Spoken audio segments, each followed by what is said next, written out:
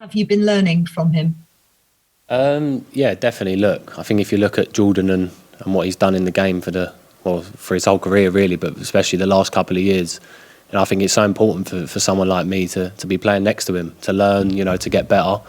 I think the main thing that I pick up from him is, obviously we already know his qualities on the ball, but you don't realise until you're playing next to him his leadership qualities and what he actually brings to the team. He's non-stop, always on you in a good way, in a positive way, and that gives you the confidence on the pitch to go out there and fight for the badge. And playing next to him as well, like I said, with his ability on the ball, just to keep the ball with him and to be able to pass with him, it's really good. And yeah, top player. Thanks very much. Thanks, Faye. Okay, we'll open up to other questions elsewhere. A reminder to raise your virtual hand if you do have a question, or pop a message in the chat box. We'll start with Carrie Brown from BeanymanSports. Thank you. Gareth, after Alan Brown tested positive for COVID, just to check on the welfare of the whole team and any fitness updates, and fans are probably asking if there needs to be a look at the protocol to avoid a repeat of the situation. Yeah, I mean, it's a good question. All of our tests have come back negative for this game, so everybody's available. The protocols are very tight, really, and all of the research that was done right at the start of Project Restart means that the medical community have confidence that there's really minimal possibility of any transmission on the field.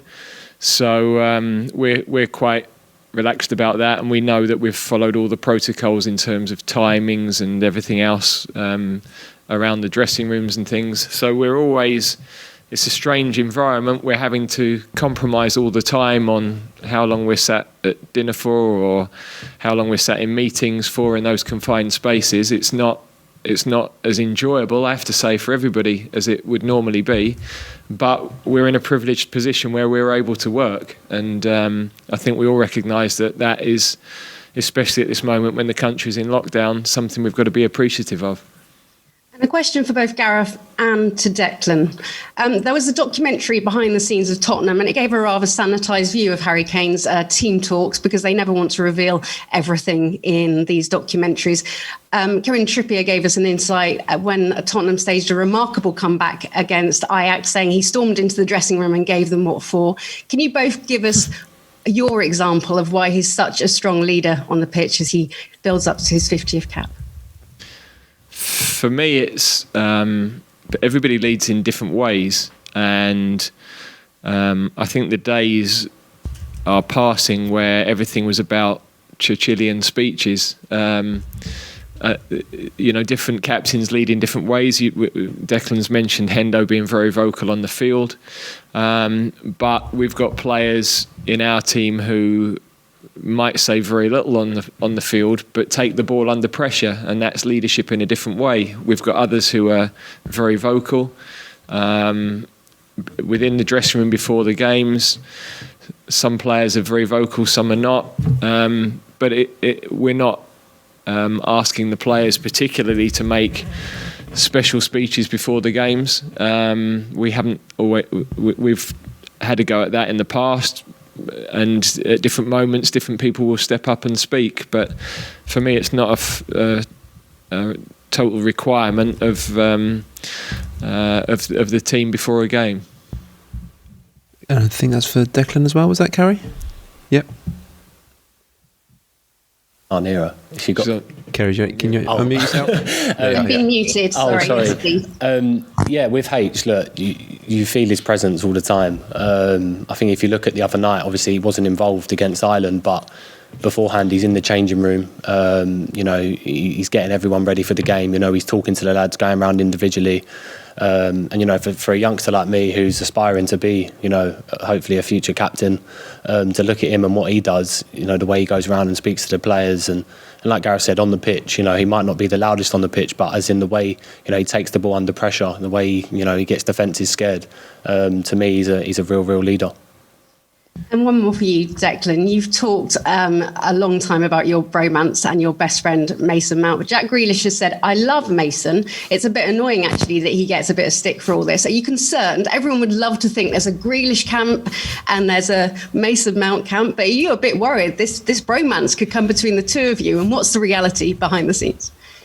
No, nothing will ever get between me and Mace. The relationship's really strong. But look, I think if you look at Jack and you look at Mace, obviously there's always going to be comparisons, but you know they're pretty much playing in two different parts of the pitch. You know, Mason now at Chelsea's playing as an attacking 8, and Jack's playing off the left.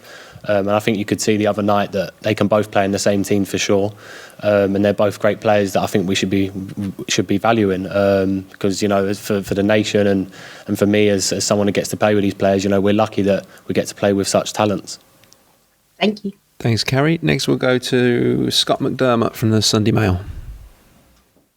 Hi Gareth, I know you're delighted that Scotland are going to be in the Euro finals next summer. Can I just ask what you make of the job Steve Clarke has done, and if you think Scotland are maybe now a different proposition given that we've got a lot of our players playing at the top level in England now? Yeah, very much so. I mean, I think Steve, I'm a big fan of Steve. I think he's a super guy, and I think he's an excellent coach. Whenever I've seen his teams play, going back to when he was at Reading, they've been outstanding. So I think he's done a tremendous job with Scotland. I think he's coming also in at a time where, as you've said, there's some players emerging who are, making Scotland stronger. I mentioned the other night, McGinn, McTominay, obviously Robertson, Tierney playing in big matches in our league, and then of course the boys that are playing at Celtic and Rangers who are having big experiences in Europe and with their clubs playing at big clubs under pressure. So certainly the team have improved an enormous amount, and Steve deserves huge credit for that. It's been 25 years since the Euro 96 game, the last time we were at Wembley for a major tournament. What are your memories of that, and are you expecting a similar type of occasion?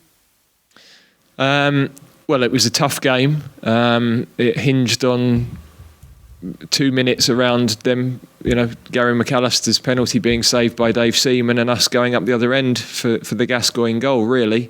Very tight first half. But, Scotland had some very good players. People like John Collins and Coisty, and, it was a Colin Hendry at the back. At the time, they were big personalities, big players. They played very well. So we didn't play particularly well in the first half of that game. But in the second half, Steve McManaman, I remember, had a big impact on the game. And, of course, Gascoigne with the goal. And, a tremendous occasion to be a part of, but only if you win. Thanks, Scott. Okay, guys, that concludes the live section of this media conference. We'll now move on to a section